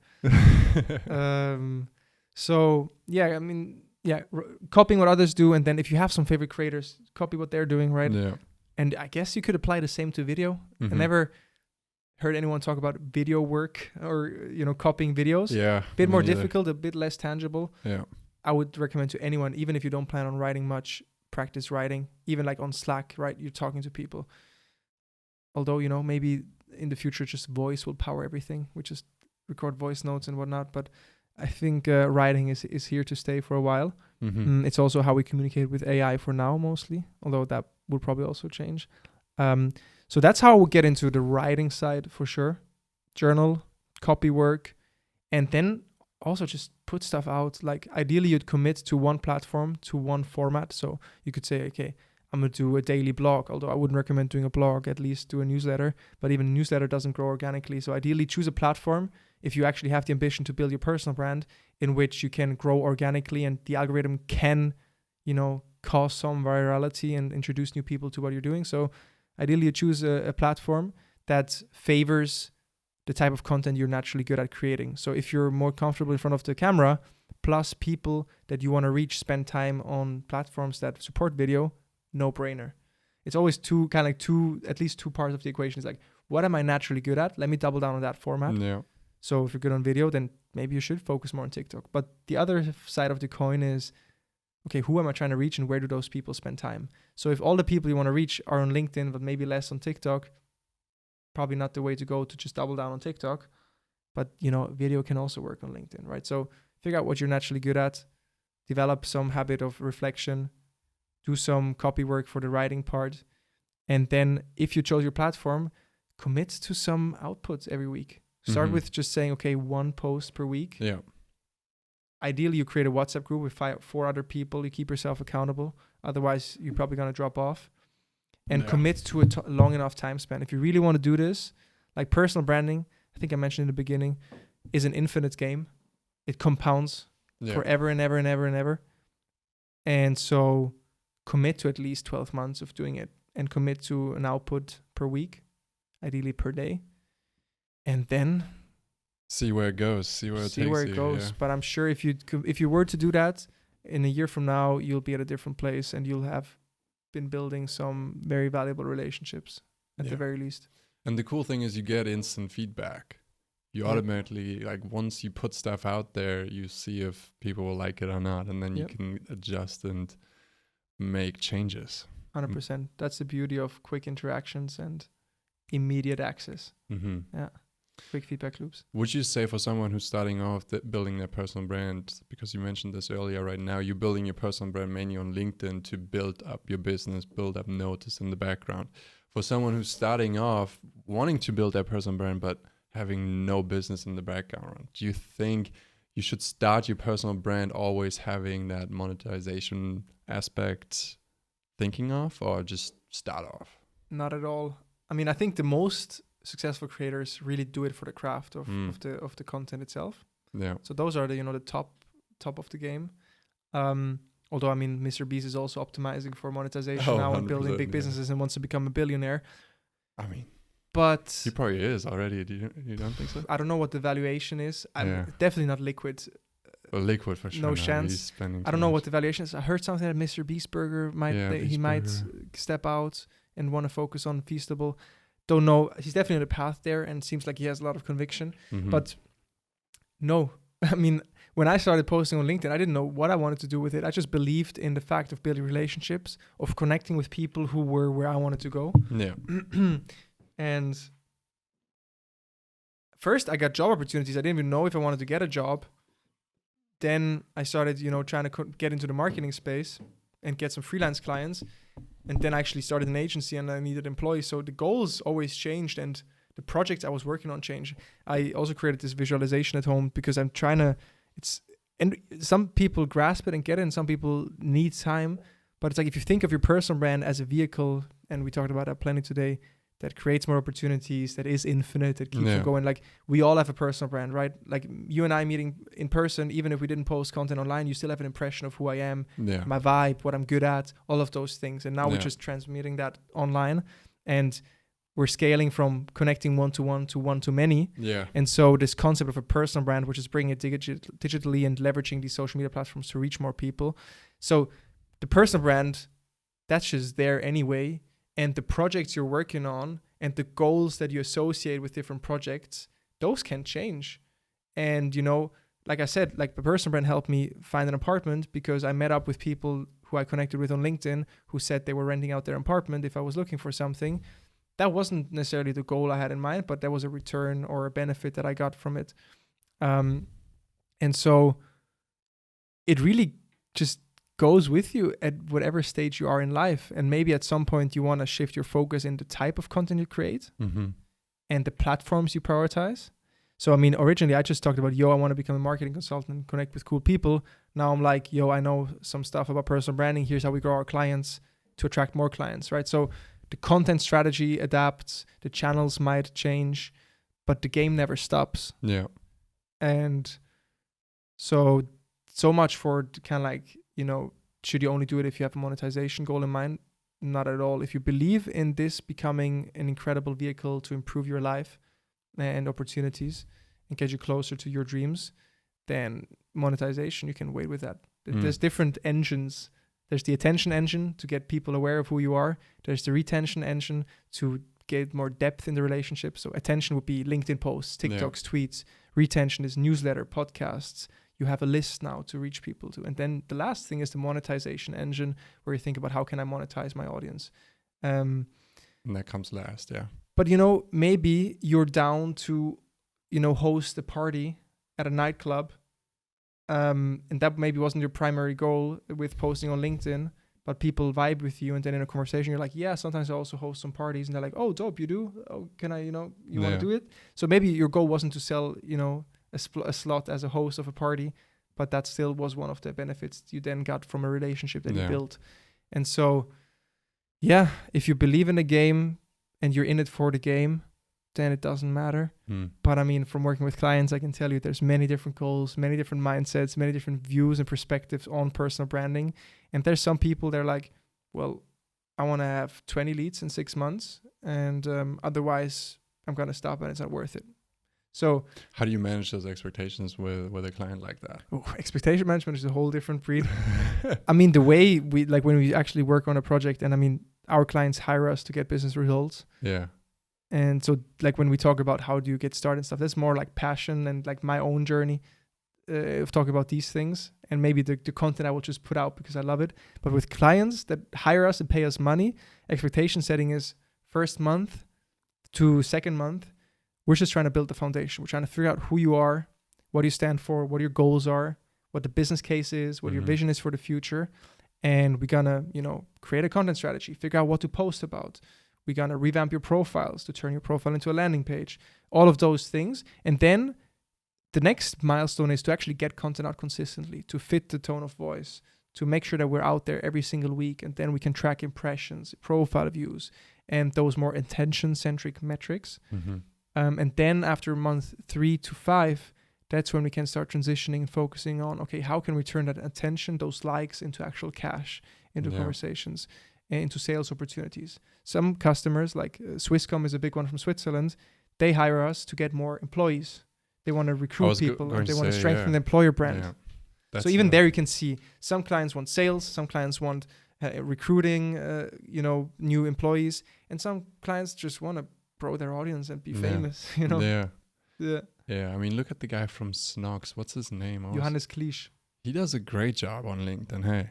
He's been on it for a while, since 2019. He actually, since pretty much day one, had a freelancer doing it for him. I was going to ask if you know who the guy Oli is. Cool. Yeah, and they do a fantastic job. And I mean, Snocks been able to scale and grow so rapidly. I'm sure also because of his personal brand behind it. I mean, he actually gave a reality check also on that, where when it comes to contribution to revenue, personal brand really doesn't matter that much. Well, talent, I reckon, though. Keeping talent motivated and thinking, hey, I'm working with this guy, for this guy, Johannes, and I really like him as a person. That does a lot. For sure. The people you're working with are the people you're working for as an employee. And that's once again like context and perspective and prioritization, because they're selling socks. That's a direct-to-consumer product where running paid ads and having, a more Snocks branded social media account drives way more, immediate cash returns than him posting on LinkedIn and sharing his story. But on the flip side, like you said, he'll probably attract some employees who vibe with his vision, who get the behind the scenes look, and who have a feeling that they know what working with him could be like, even though they never spoke to him. Yeah. And also like just high level relationships. Like he mentioned a story where their ad account got shut down on like a Black Friday, super important day on Facebook, and it was like fucked. But because he had his reputation, his personal brand, he was able to get in touch with the CEO of Facebook Germany and immediately get that unlocked. Wow. So it's oftentimes also those small benefits that you can't really anticipate. That's a huge thing that you can't anticipate, hey. And you're just putting things out there in good faith. And you never know. And he took the approach of documenting his journey and then also sharing learnings. And what he also did is he used LinkedIn to find new vendors. So find the right agencies and find experts. So he was like, yo, we're doing this Google Ads campaign, but I don't really know what to do here. Could anyone help? And in real time, he got feedback from people in the comments, plus then also hired, agencies and freelancers in doing so. Yeah. So he really executed well on the playbook of documenting the journey, giving the behind the scenes, sharing updates of the struggles, and thus created a flywheel where now he gets invited to every big stage. Yeah. We talk about him right now. Yeah. So, how do you measure that value, right? Exactly, yeah. That's a big challenge, actually, measuring the value. As a service provider, sometimes it's like you have to really have long conversations with clients to also be like, did this client come because of LinkedIn? Well, he read 10 LinkedIn posts, but he also was at this event and he listened to one podcast episode and opened up 5 newsletters. So how much was it worth to do the LinkedIn posting? That's a super interesting topic, which coming back to the very beginning of this, when I shared that little testimonial of Helge, my good friend who launched his new service agency. I mean, he's been doing it called Same Day Socials, right? And this guy approached him via LinkedIn, even though they had briefly met in the past. He reached out via LinkedIn. He probably could have gotten his number somewhere as well, but he saw, this guy's been active on LinkedIn more. And, we kind of tweaked his profile to become a landing page. To be fair, we haven't been able to put out content like crazy consistently, but just, adjusting it, making some connections and showing that he's active on there. Otherwise, he probably would have never reached out via LinkedIn. Yeah. So and now we reminders. have this. It's like, okay, did he come through like an old referral or through LinkedIn? But it all just kind of comes together and then it creates something great for everyone. It's, I think, what Chris Walker was a big inspo for me in the B2B marketing context, calls the dark funnel. The dark funnel. That's kind of like the keyword for, how are you going to measure attribution and what drove a decision if they had 50 different interactions with your brand. Mm-hmm. And that's also why right now organic, content marketing is on the rise, because you don't just want to rely on paid ads and, the CPMs that Facebook and LinkedIn ads give you, but you actually want to create brand affiliation. You want to reach people organically. You want to create a flywheel, an engine. And that's so how you've been able to gain most of your clients as well, right? Through your own 100%. It's LinkedIn. And even there, right? Yeah, like as you said, I meet people offline. So it's even there, it's like we talked about levels of luck. There's also levels of trust. And so if you read a text post by someone, it's like, okay, I read something, I get a feeling, cool. Level 1 of trust. Level 2 of trust is I'm watching a video because now I'm listening to him. I see him. I see his mimics, his expressions. So that's a level 2 of trust. And you could say level 3 could be podcast, because now I'm listening 1 hour. He's in my ears. Blah blah blah. It's like I know him better. There's even, I don't know what the keyword is. This phenomenon where fans think they know the person that they're already, have a close relationship, while the star never, met that person. And the 4th level of trust is meeting in person, in my mind. And so that's why, meeting someone in person is a huge accelerator in the trust building path. And every post somebody consumes is, another touch point, another little boost in, increasing the trust curve. And so in my experience, or on my journey, LinkedIn has been super important. It's like, I'd say probably 80% of our clients come because of LinkedIn. And that is a combo of using that, but then also meeting people that I connect with on LinkedIn. That's why I went on this tangent. Also meeting them in person. So yes, LinkedIn drove most of the results. It's driving most of our inbound demos. It's crazy to see the correlation when a post of mine goes viral, how, website bookings also, grow exponentially. That in combination with word of mouth. So then you have clients you work with, and all of a sudden the word starts spreading. And that's the kind of the flywheel you can't really control or track, that can also get terrible if you have a bad reputation, right? So that's super dangerous. Word of mouth is fucking powerful. And so it was that, referrals, but LinkedIn as the main driver, especially for people that I haven't talked to personally, and then combining that with just getting those random connections, those random in-person meetings to unlock a new relationship. But for me, it's been definitely the most important platform over the past 3 years. But funny enough, originally I used Instagram to meet, like Calvin, I met through Instagram DMs. Calvin, my former co-founder who got me to New York. So I was doing a lot of Instagram back then. You could grow more organically, but right now, I guess LinkedIn, especially also now in DACH, so Germany, Austria, Switzerland. It's booming, It's fucking booming. Yeah. Although you do focus on English content on there, hey? For myself, yeah. I'd run the podcast in German with Vicky, but from W3 Fund, Victoria Klisch. She became a LinkedIn top voice. Oh, wow. She was a very important case also for us, case study. She's one of your clients then? She was for a year. Okay. Now she's doing it herself. Right. So that was a super important case that unlocked things. And for example, with her, we didn't price the normal pricing that we would now, but she was also one of our first new clients. So, we talked about how do you get the first client. In her case, it was like, how do you get one of the first clients for the new relaunch? You see potential, you give cheaper pricing, and now we have one of our most important case studies that got us many other clients, right? But yeah, most of my LinkedIn content is English. I write my journal entries in English. I do my video journals in English, so it just comes natural. I consume mostly English content, so for me it was clear that I wanted to build my brand in English, and I hope the accent doesn't shine through too much. But this is why these convos are good training. I think at least it's not that super thick German accent that you have. It's a bit of it's that weird Swiss Bolivian. It's like, what accent does he actually have? So that's cool. It's funny sometimes people are like, yo, what kind of accent? Because mine's all mixed up too now. I guess like a little Australian. A little bit of Australian, a little bit of American, because that's where I first learned English when I was an exchange student there. But still, some words just the German comes out, which is also cool. Fair enough, staying true to it. Sick though, man. Covered a lot.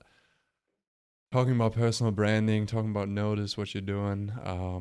We're about an hour and a half in. Wow. Well, so that was just a quick introduction, man. There's still a lot to cover,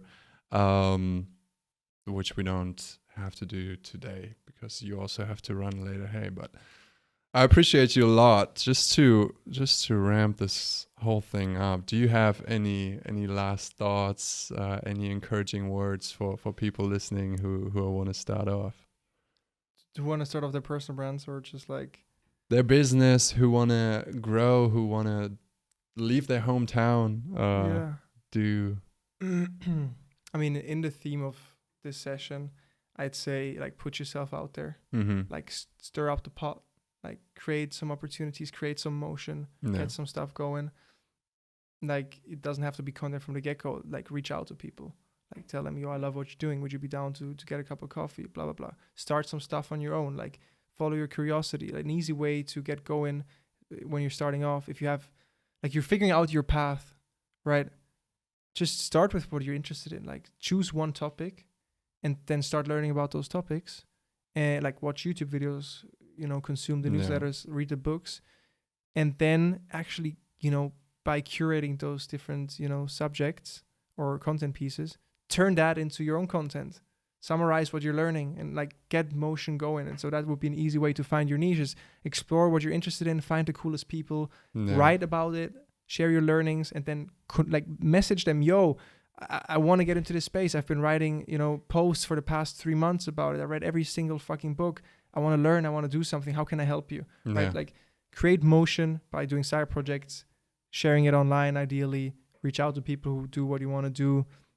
And otherwise, like philosophically, I think one thing that I remind myself often is like take things lightly, like Leichtigkeit. Yeah. As I say it so often, it's like, it's not that deep. It's not that deep. Like we don't matter that much. Oops, like in the grand scheme of things. In the grand scheme of things, we're ants. Like zoom out. It doesn't matter. Nobody cares, and that should free up some of that pressure that we often feel in the day to day. I like that a lot. Take some time to reflect. Brain dump whatever is going on, detach, see it for what it is. Stop overthinking, Look at yourself as a video game character. You get to play it. This honestly feels like the perfect version of GTA. GTA is a bit more mayhem, but like this is the perfect game that we get to play, at least in my privileged circumstances. Of see yourself as the main character, really. Like, it's fun. Yeah. That's exactly, And I mean, in our case, was raised decently, had a good childhood, safe, so fucking privileged in that regard. Yeah. So I don't want to sound like ignorant in that sense, but how lucky are we? And so like just play the game, take it easy. It's not that deep. Yeah. And I feel like that comes back to what you were saying earlier too, taking control when you were 18, 19, when you just finished high school and you're like, shoot, what do I want to do with my life? Thinking about and taking up ownership, taking up responsibility for that. For sure. Yeah. Is that kind of how you see life as a game? Yeah. Overall, yeah. I mean, so there's so many moments when I just walk down the street or talking to my girlfriends and I'm like, this is just a fucking game, huh? It's like a fucking dope ass game. Like what like whoa. Like what kind of simulation are we living in? Yeah, for real. Like there are these moments like the concept of, producing coffee, selling it to other beings in this earthly experience. Anyway,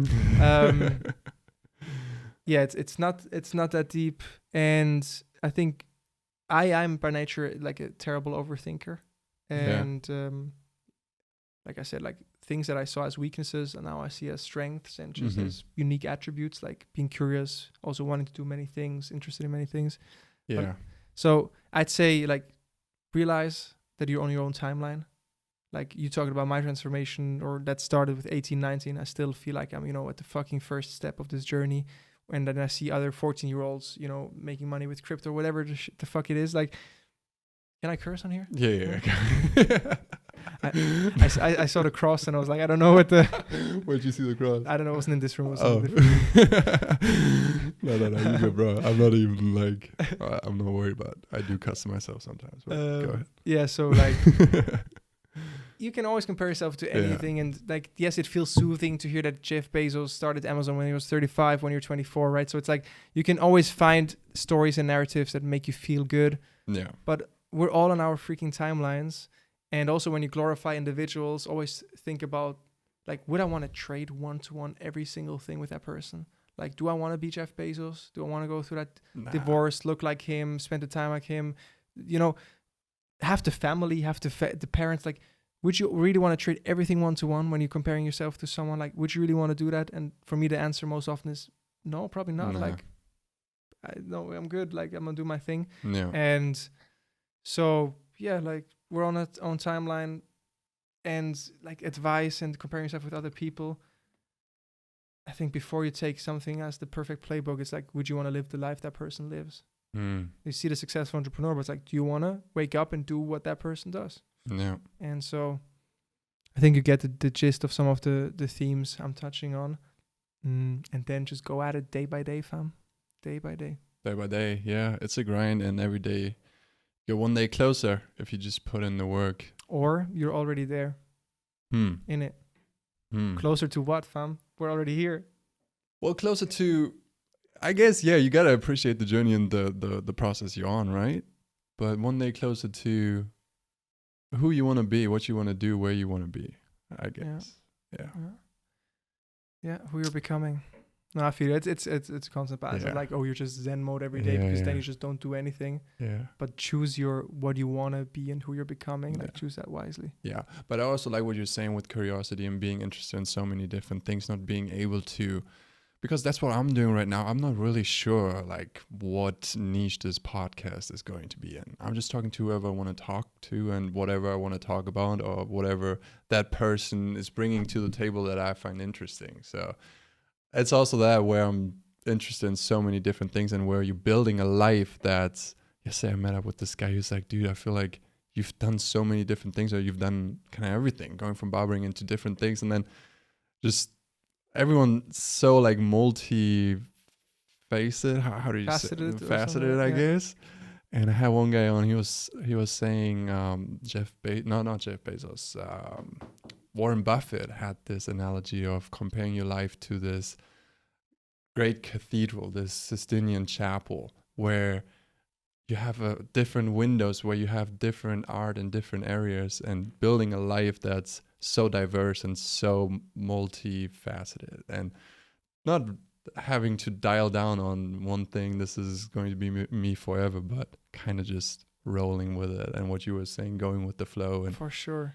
And it starts with the self-awareness, man. That's and the thing. Like the curiosity, right? Being led by your curiosity. I like how you. And you know, not everyone is wired that way. There's different traits, different characters, and so it like the self-awareness part is so important, and that comes through the reflection. That's why I'm so fond of that. Like even in this conversation today, I probably like 6 times was like, you know, how am I communicating this? How am I sitting here? Like kind of like zooming out a little bit and watching from above. Yeah. And so with that self-awareness, you know, not everyone is the type of person that would enjoy doing many things at once and talk to a lot of people.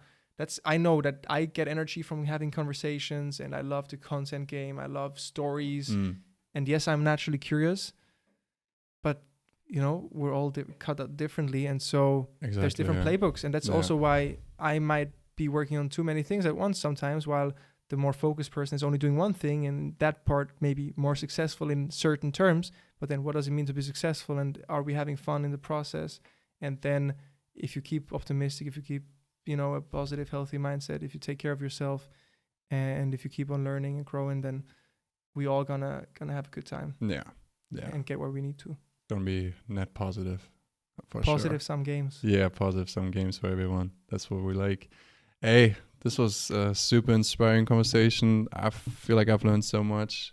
I'm going to be excited going through this and the edit and chopping out all the little nuggets and just conversations, keeping conversations like this. I feel like I can learn from so much. I hope you learned something, or even reflected about yourself. You mentioned, right, you don't even know what this podcast is going to become. Like, you're a good friend. I'm like, fun to talk. Exactly. It's a timepiece. You get to look back to this, right? This is not like, oh, we're going to reach 2 million people now. Who gives a fuck? That's exactly We're right. practicing this. Yeah.